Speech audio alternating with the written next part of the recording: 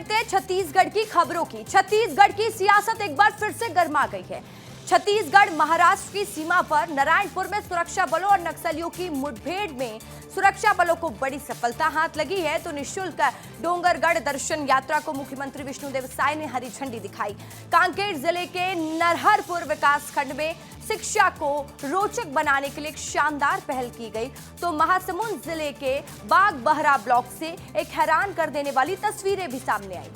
बस्तर बदल रहा है। बीजापुर जिले के नक्सल प्रभावित और दुर्गम आबूझमाड़ क्षेत्र से पहली बार स्वास्थ्य सेवाएं पहुंच रही हैं। देखिए छत्तीसगढ़ में क्या हुआ, आपके शहर में क्या हुआ, आपका रिपोर्टर बता रहा है।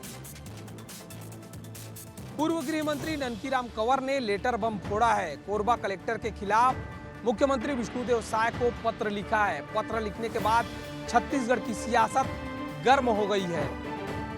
पूर्व गृह मंत्री ननकीराम कंवर ने मुख्यमंत्री विष्णुदेव साय को एक पत्र भेजा है, जिसमें कोरबा कलेक्टर पर गंभीर प्रशासनिक लापरवाही और पक्षपात जैसे आरोप लगाए हैं। ननकीराम कंवर ने सरकार से मांग की है कि कलेक्टर को तत्काल हटाया जाए। पत्र में कुल 14 बिंदुओं का आरोप लगाए गए हैं। इसमें जनहित की अनदेखी, विकास कार्यों में बाधा और राजनीतिक द्वेषपूर्ण से काम नहीं करने का आरोप लगे हैं। पूर्व मंत्री ने सरकार को 3 दिनों का अल्टीमेटम देते हुए चेतावनी दी है, अगर कार्रवाई नहीं होगी तो आंदोलन के लिए बाध्य होंगे। हालांकि इस लेटर के मामले में न ही कोरबा कलेक्टर और न ही सरकार की तरफ से कोई आधिकारिक बयान सामने आए। अब देखने वाली बात होगी इस चेतावनी के बाद क्या सरकार उनकी मांगे पूरी करती है या पूर्व गृह मंत्री ननकीराम कंवर प्रदर्शन के लिए बाध्य होंगे। कैमरा पर्सन अखिलेश पवार के साथ कोमन साहु, विस्तार न्यूज। 22 सितंबर को नारायणपुर के अबूझमाड़ इलाके में फोर्स को एक बहुत बड़ी सफलता मिली। पहली बार ऐसा हुआ जब फोर्स ने एक साथ 2 सेंट्रल कमेटी मेंबर्स के 100 बरामद किए हैं। छत्तीसगढ़ महाराष्ट्र की सीमा पर नारायणपुर में सुरक्षा बलों और नक्सलियों की मुठभेड़ में सुरक्षा बलों को बड़ी सफलता मिली है।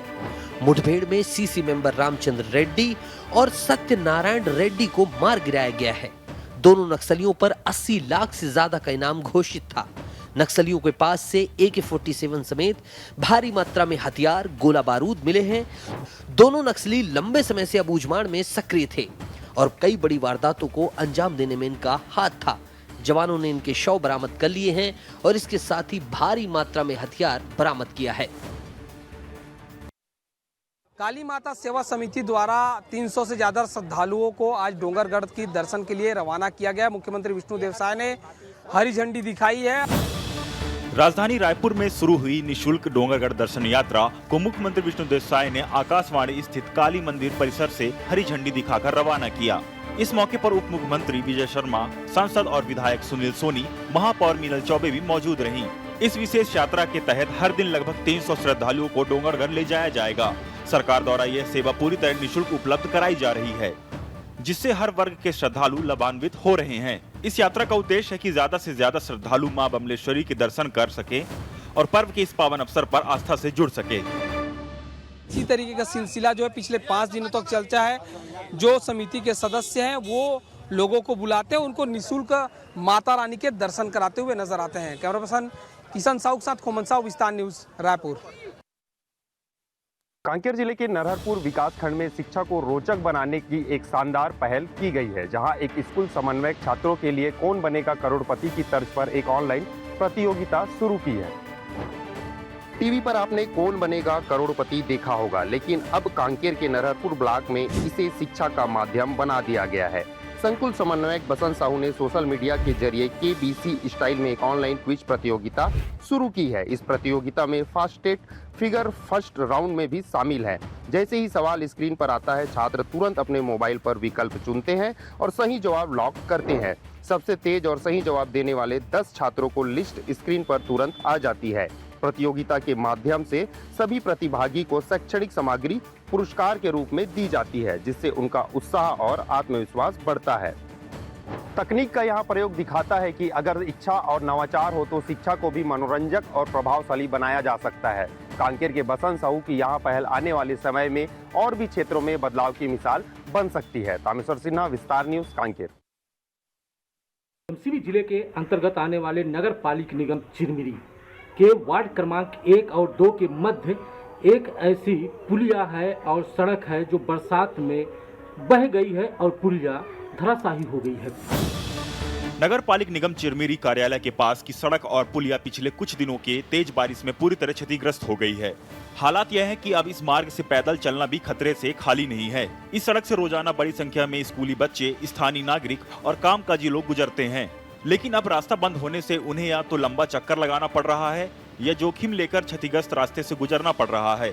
स्थानीय लोगों का आरोप है कि निगम के अधिकारियों को कई बार सूचना देने के बावजूद मरम्मत का कोई काम शुरू नहीं किया गया, जिससे लोगों की नाराजगी बढ़ती जा रही है। स्थानीय लोग चेतावनी दे रहे हैं कि यदि जल्द सुधार कार्य नहीं हुआ तो वे विरोध प्रदर्शन करने को मजबूर होंगे। नगर पालिक निगम चिरमिरी क्षेत्र के वार्ड क्रमांक 1 और 2 के मध्य धराशायी हुई पुलिया की आखिर मरम्मत कार्य कब होगा और कब वहां की जर्जर सड़कें बन सकेंगी। विस्तार न्यूज के लिए जिला एमसीबी से अविनाश चंद्र की रिपोर्ट। महासमुंद जिले के खानाधरा प्राइमरी स्कूल की हालत अत्यंत जर्जर है और इसी जर्जर स्कूल में बैठकर बच्चे पढ़ने को मजबूर हैं, तो वहीं शिक्षक पढ़ाने के लिए बेबस हैं। ये तस्वीर खानाधरा गांव की शासकीय प्राथमिक शाला की है, जहां पढ़ाई से ज्यादा अब चिंता है छत से टपकते पानी और गिरते प्लास्टर की। पालकों का कहना है कि स्कूल भवन जर्जर हो चुका है और हर बारिश में बच्चों की जान पर बनाती है। इस स्कूल में कक्षा 1 से 5वीं तक करीब 60 बच्चे पढ़ते हैं, लेकिन भवन की हालत देखकर कोई भी माता पिता अपने बच्चों को यहां भेजने से डर रहे हैं। अब जर्जर स्कूल भवन से परेशान पालकों ने स्कूल में ताला जड़ दिया है और मरम्मत की मांग कर रहे हैं।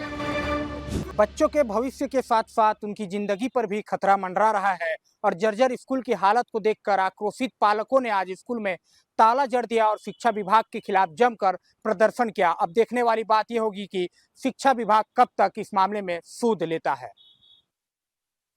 बालोद जिले के एक प्रसिद्ध धार्मिक स्थल में पर्यावरण को ध्यान में रखते हुए सराहनीय कदम उठाया गया है। मंदिर परिसर में पॉलीथीन के उपयोग पर पूरी तरह से प्रतिबंध लगा दिया गया है।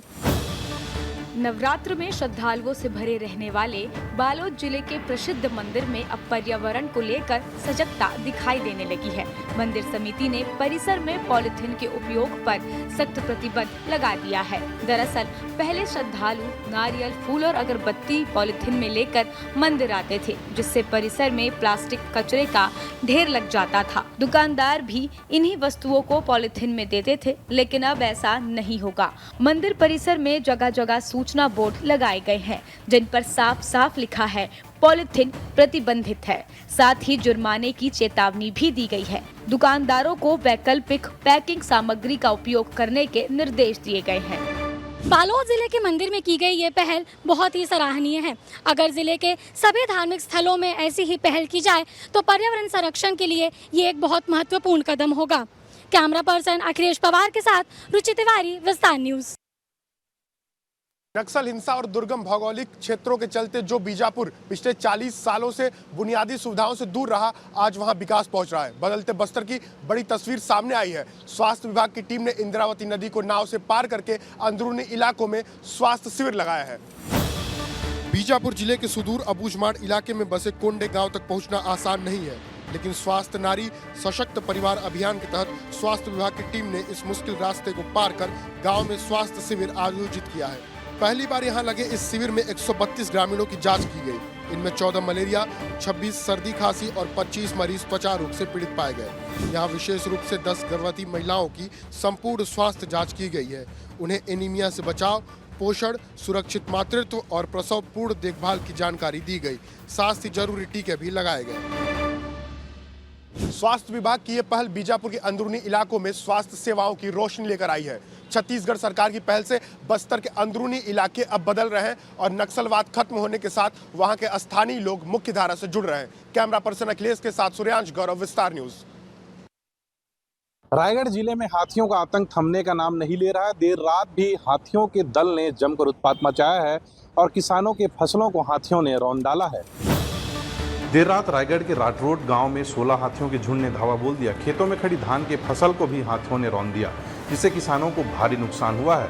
हाथियों की सूचना मिलते ही वन विभाग की टीम मौके पर पहुंची और हाथियों को जंगल की ओर खदेड़ना शुरू कर दिया है। वन विभाग के अनुसार यह झुंड आसपास के क्षेत्रों में घूम रहा है। विभाग की टीम लगातार निगरानी भी कर रही है और देर रात जो ग्रामीण रास्ते से गुजरते हैं उन्हें अलर्ट भी कर रही है, ताकि किसी प्रकार के किसी ग्रामीणों को जान माल का नुकसान न हो। हाथियों के लगातार बढ़ते उत्पात से रायगढ़ जिले में ग्रामीण परेशान है। प्रशासन को चाहिए कि सुरक्षा के साथ साथ जो किसानों के फसल नुकसान हो रहे हैं उनके मुआवजा राशि भी आकलन करके जल्दी प्रदान करे, जिससे जो किसान हैं उन्हें राहत मिल सके। रायगढ़ से विस्तार न्यूज़ के लिए मैं सोनी मालाकार।